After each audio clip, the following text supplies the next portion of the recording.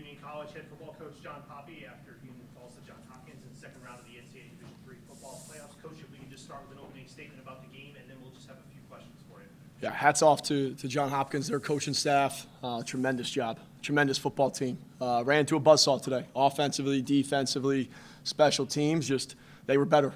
I thought we had some energetic plays where we had a potential to put ourselves in a position to make this a game and drive the football, especially after that fumble return at the end of the first half. And then our offense punched it in. I thought, we were going to come out in the second half and be better, and then they drove down the field and did what they did. So it was a frustrating game in terms of our lack of complete execution, but give all the credit in the world to John Hopkins and that football team. They're awesome. I was wondering, what factors do you think led to the difference in the second half compared to the first half? Part of it, field position. I think there were some calls I could have made differently on the kick return side of things, fair catching. They did a great job running down the field and having some unblocked players at the point of attack. And that definitely hurt our offense when you have to drive 82 yards instead of 75, even though 7 yards makes a difference, right? So that's on me as a coach and definitely a learning moment. And just came down to execution. Our quarterback, unfortunately, turned the ball over a couple times, right? Defensively, I felt their offensive line moved our defensive line consistently. I felt like their perimeter players made plays. They broke tackles. So it was kind of all-encompassing in all three phases that they just outperformed us.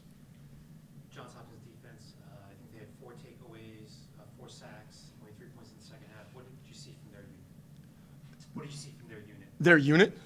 Just what I saw on tape, that they're impressive. Defensive line was, I think, a lot faster in person than maybe we give them credit for. Very twitchy off the ball. Their get-off it was exceptional today.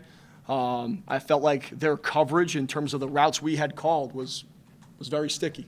They did a great job going to some of our receivers, and I thought we had an opportunity or two to get behind them. Just ball wasn't maybe where it needed to be, and that's just football. That's life. And again, there were guys made plays in certain positions that we didn't. Right? They had a jump ball fade. Their kid comes down with it. We have a jump ball opportunity for a deep play. We don't come down with it. So sometimes you get this kind of score when they make plays and you don't in those one-on-one situations. And then their offense, they had 3 touchdowns by their one running back, but I don't think he got 100 yards rushing. Quarterback made some plays offensive, both passing and throwing. Was there anything that they adjusted in the second half? I don't think there was any adjustments. I think their playmakers made plays. Right? Bay is a tremendous player with his feet, with his arm. They were on time, on rhythm, and we talked about that going into the game. If this offense is in sync, we're gonna have some problems. And Bay did a great job eluding some pass rushers and sitting in the pocket when he had a pocket to sit in and delivering a football in the right place. So again, they just played their offense, did their thing, and they were in sync. And credit to them.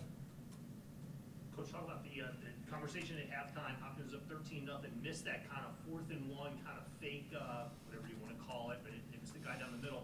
And your guys kind of fight back in it. You have some momentum there at the half. What's the mindset there? What's the message there to the team?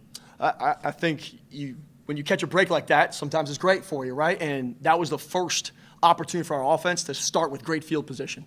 And credit to the offensive side of the ball for finishing the drive and putting points on it and making that a game, right? Providing some juice, right? Feeding off of each other, defense to offense, getting that sort of sudden change, even though it was a missed opportunity for John Hopkins. And team did a great job fighting there. And then also, again, off the fumble. Defense did a great job, in terms of John Hopkins driving the field, and we forced the fumble. We stripped the ball, scoop and score it, and created another opportunity for our offense. And then offense fed off that really well and finished the drive and put 7 points on the board. So there were plays to be made where we showed up and made it competitive. It's just the end of the day, John Hopkins outperformed us. Talk about the effort of your 2 running backs, especially Michael. I know he got banged up a little bit last week, but it looked like you gutted it out and they gave you good effort, good solid effort today by those 2 guys. Yeah, Mike and even our offensive line, right? Kevin Dewing, 73, was playing out with an MCL today. 5th-year senior, just giving it all out there in his final college game. And Mike, we hope, is going to come back for us and be on the team next year. And again, just tough, gritty performance from those 2 and our offensive line. We traveled 7 offensive linemen today. It's been a really tough year up front in terms of how we've had to practice as an offense, defense. And it just shows the tremendous fight and grit of that side of the ball, and led by Coach Skold. I couldn't be more proud of that group with how they finished today, right? Even though it didn't end, we didn't get the end result, they fought to the end, and that's all I could be more proud for that. You talk about being a first-year head coach, taking this team into the second round of the playoffs, kind of, putting Union, the energy and the passion that your program shows, it showed all week as we were working together to prepare for this game. Just you as a first-year coach, when you step back, what does the season mean to you, mean to the program moving forward? As I told the team as we broke down, there's so much to be proud for, right? You got fifth-year seniors that came back with a unknown, unproven entity in terms of me being the head coach and our offensive side of the ball, and they stuck with us, and I couldn't be more proud of this group. And I said for them, enjoy the bus ride, right? This is the last time this team's going to be together. This group of men's going to be together. Enjoy this bus ride. Not every journey ends the way it needs to and should, but we played a better team. And, you go home knowing that where you didn't make mistakes and you lost the game.